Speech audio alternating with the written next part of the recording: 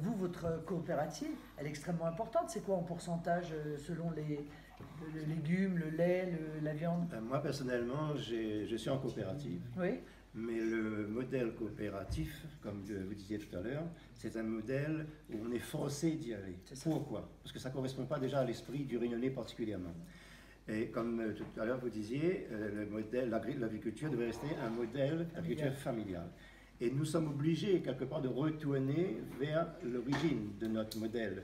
Puisque, un exemple, je suis en coopérative depuis 5 ans et j'ai dû reprendre depuis 2 mois la vente directe de mes produits parce qu'il nous arrive d'être payé 3 centimes un kilo de choux et 20 centimes un kilo de pommes de terre. Et quand on voit le prix de ces légumes sur les étalages, eh bien, on se dit que c'est du vol.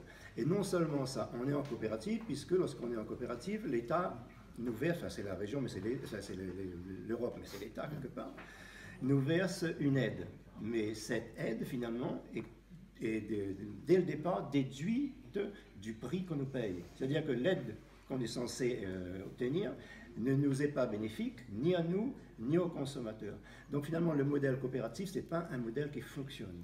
Et la majorité des gens qui sont dans ce modèle retournent vers le modèle qui était avant. Donc moi, ce que j'ai envie de dire, c'est qu'il serait important qu'on ait, en tant qu'agriculteur individuel, qu'on ait les mêmes droits, on ait les mêmes aides que ceux qui sont en coopérative, puisqu'on nous pousse à y aller, et finalement ça ne correspond pas à notre désir, et en plus, on est encore une fois, on est quelque part en train de travailler pour rien.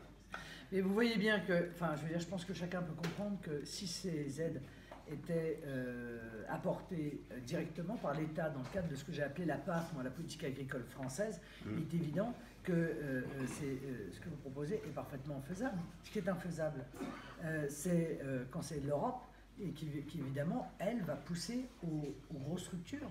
Elle ne veut voir et aider que les grosses structures parce que son objectif, c'est la disparition en fait des indépendants. Les indépendants, d'abord, ça gêne. D'abord parce que les indépendants sont libres. Et ça, l'Union européenne, elle déteste les gens libres. Voilà. Elle veut des grands groupes. Elle veut des grandes structures.